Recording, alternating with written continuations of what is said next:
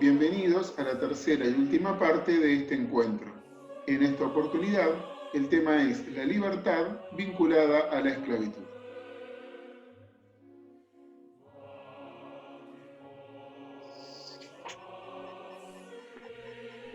Bueno, Alfredo, el tema que nos viene ocupando también tiene relación, como decíamos hace un tiempo, con la relación entre libertad y la pérdida de la libertad. Y esto nos lleva al tema de la esclavitud en Roma. Evidentemente, en este sentido hay toda una evolución y toda una trayectoria, un recorrido que hacen los romanos con relación a la esclavitud. Sí, yo creo que en ese aspecto, cuando analizamos el problema de la pérdida de la libertad, en general encontramos un discurso en los libros, como que hubo una época en la cual la libertad se perdía, y pareciese que en el mundo moderno la libertad no se perdiese, o que no existiese esclavitud.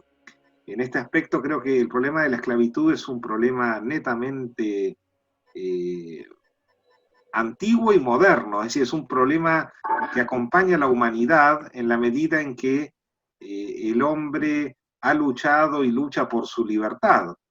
Y las limitaciones en este sentido, que son contrarias a la naturaleza humana, han existido tanto en la antigüedad como en la modernidad.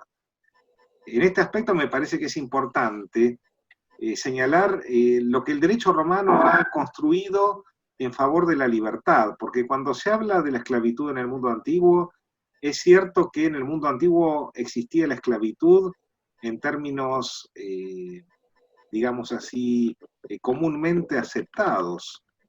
Existía en el mundo griego, existía en los gobiernos orientales, existía como una forma, digamos, que materializaba lo que era un prisionero de guerra, porque el esclavo era un prisionero de guerra en términos generales. Rara vez alguien caía en esclavitud por otra causa. Y en el derecho romano, el esclavo es aquel que cae prisionero en una guerra justa, en un justum bellum. Pero yo creo que lo que es importante destacar, porque este tema daría para mucho, ¿no es cierto? Pero me parece que es importante destacar, es que todas las instituciones del derecho romano están vinculadas a la libertad, más que a la esclavitud.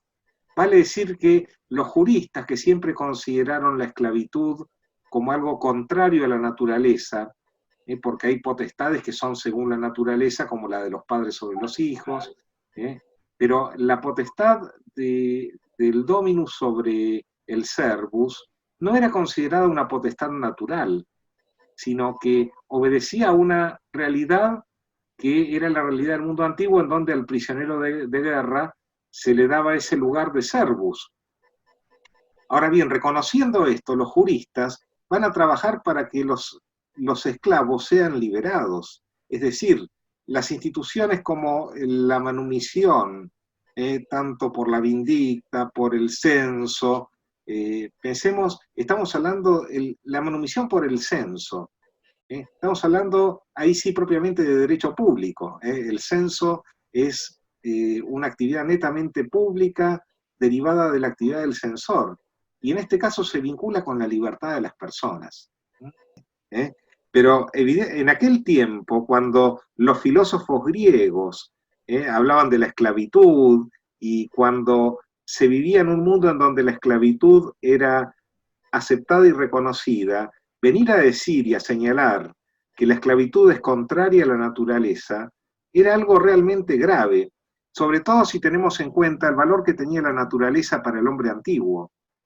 La naturaleza era una expresión de lo divino, de la razón universal, de la divinidad. Entonces, evidentemente cuando los juristas dicen que la esclavitud es contraria a la naturaleza, están diciendo no solo que es algo inconveniente o que jurídicamente no corresponde, están diciendo que es algo impío, es algo que de algún modo repugna a la razón universal, repugna a los dioses. Y creo que en este aspecto no encontramos ninguna otra fuente en el mundo antiguo que lo diga con tanta claridad. Y esto es otra expresión, entiendo, de ese amor que los romanos tenían por la libertad, ¿no es cierto? De allí que todos los institutos que se estudian habitualmente en relación a la libertad en el derecho romano tienen que ver con facilitar la libertad, ¿eh? E incluso más que generar causas de esclavitud innecesariamente. A tal punto, esta cuestión se pone de manifiesto que se admiten formas de liberarse que no son las formas habituales, formas, diríamos, de hecho, ¿no? Esas que enseñamos normalmente en los cursos, como los modos no formales, los modos no totalmente jurídicos, podríamos decir, entre comillas, de adquirir la libertad, ¿no? Eso de la libertad que se adquiría cuando alguien manifestaba entre un grupo de amigos que le daba la libertad a alguien, o cuando por alguna circunstancia particular le concedía o lo nombraba como mi hijo a aquel que era su esclavo, cuando en realidad no era una forma de adopción, sino de reconocerlo como un hombre libre.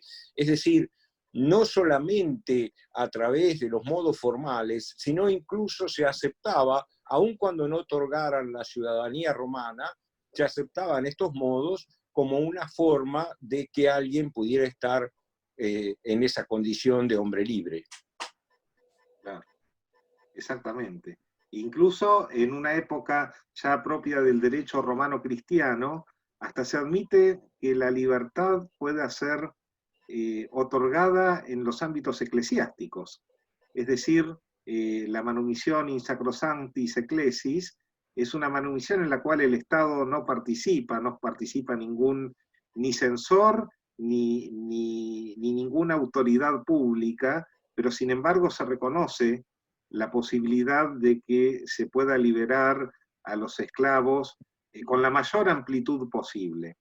Y esto creo que es un dato importante, un dato para tener en cuenta, porque revela que todo el camino que transita el derecho romano es en pos de la libertad y no de la esclavitud, en un mundo que propendía más a la esclavitud que a la libertad, probablemente, en muchos aspectos. Además, los romanos, en este sentido, veían en esta condición antinatural la necesidad de superarla, de lograr, digamos así, restaurar esa condición natural del hombre de ser libre. Y uno lo advierte no solo en los textos jurídicos, sino incluso hasta en las cosas, no sé, en las comedias, o aparecen los esclavos en una forma de actuar en la cual no se distingue mucho ese esclavo que está cumpliendo determinado tipo de funciones con la de su propio amo. A veces hasta el esclavo se burla o le hace observaciones a su propio amo, ¿no? O sea, nosotros tal vez tenemos la idea de la esclavitud al estilo de la cabaña del tío Tom, ¿no? O sea, la esclavitud de los esclavos africanos traídos a América para trabajar en las plantaciones. Esto no era lo que era propio del concepto de esclavitud de la antigüedad, porque si comparamos lo que habían sido las condiciones de los derrotados en una guerra, la esclavitud había pasado a ser un avance, por decirlo así, ¿eh? Porque antes era cortarles la cabeza, cortarles las manos, empalarlos, es decir, era una cuestión mucho más cruenta. Basta remontarse en la historia a los asirios o los caldeos, ¿no? Que al entrar en la ciudad vencida se encontraban con guirnaldas de las cabezas cortadas de los enemigos, en fin. Entonces, en aquella situación, si bien no era una cuestión valorable la esclavitud, había sido para muchos pueblos la condición de ser cautivos una ventaja respecto de lo que anteriormente había sido la desaparición física de ese individuo que ahora perdía la libertad. Dice, incluso señalar, me parece importante, que hay múltiples ejemplos en la jurisprudencia romana en donde nos encontramos con la situación del esclavo que actúa en nombre de su dominus, ¿no es cierto? Y que contrae obligaciones y realiza negocios, lo cual revela que en el mundo romano el esclavo estaba integrado a la vida familiar, prestaba un servicio y al mismo tiempo tenía su propio peculio, con lo cual digamos que su situación dentro de un contexto en el cual la esclavitud era muy frecuente, digamos en el mundo antiguo en general, sin embargo en el mundo romano el esclavo aparece cada vez más integrado al punto que tenemos casos de situaciones en las cuales una ciudadana romana se une con un esclavo ajeno, por ejemplo, ¿no? El Senado Consultivo Claudiano. Es decir, que la vida de los esclavos no solo podía acercarse al mundo de los negocios, sino también al mundo del amor. Entonces creo que en este aspecto es importante señalar que la vida de los esclavos, en particular en Roma, estaba de algún modo orientada a que en algún momento iban a obtener la libertad, y todo propendía a que los esclavos obtuviesen la libertad y se terminase con esa situación realmente considerada inaceptable por los propios juristas. Además yo recuerdo algún texto del digesto donde se habla de que el amo le pide al esclavo alimentos. Claro. Es decir, le está pidiendo la ayuda económica el propio amo a su esclavo, cuestión medio extraña si nos ponemos a pensar estrictamente y jurídicamente, cuando el esclavo en esa situación, diríamos, no debería o no podría haberse hecho cargo de semejante carga. Sin embargo, lo que tenemos que ver es que no dista mucho la condición de sujeción de un esclavo a su amo que la de un hijo a su padre. Es decir, la condición en ese sentido es bastante parecida. Tanto el hijo como el esclavo pueden recibir un peculio, como hacías referencia vos hace un rato. Es decir, pueden recibir un cuerpo de bienes que les permita administrarlos y beneficiarse con esa administración, aun cuando, desde el punto de vista moderno, no serían sujetos de derecho. Es decir, no tendrían las características que le permiten ser titulares de bienes o contraer obligaciones. Incluso yo creo que la patria potestas, respecto a los hijos, era más severa y más dura porque comprendía el ius vitae nequisque, que no la tenían los dominus sobre sus esclavos, ¿no es cierto?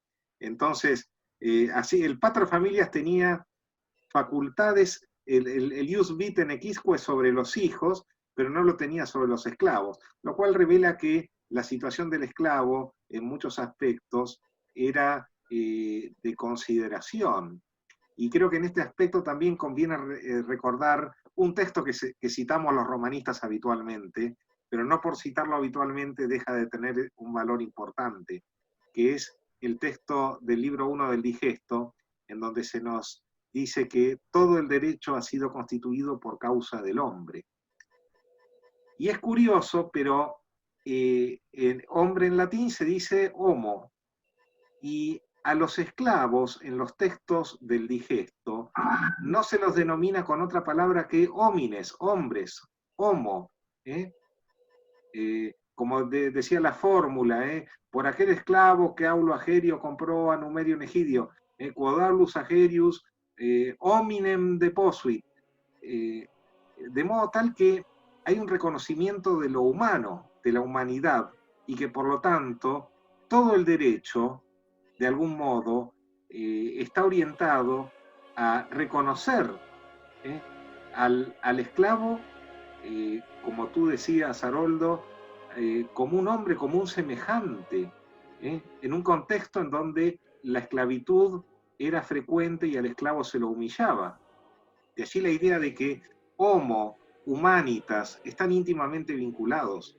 La humanidad, esa virtud, la humanitas, esa virtud tan valiosa que nos legaron los romanos, el reconocimiento del respeto que debemos al otro por el solo hecho de ser hombre. Bueno, creo que el tema está más o menos planteado. Evidentemente habría muchos otros aspectos que podríamos considerar respecto de la libertad, pero que esto nos lleve a reflexiones individuales, personales de cada uno. Y para terminar, tal vez, volviendo a aquel coro al que hacíamos referencia al inicio, ¿no? Esperemos que a través de estas reflexiones se reenciendan en el pecho los recuerdos que hablan de un tiempo que fue.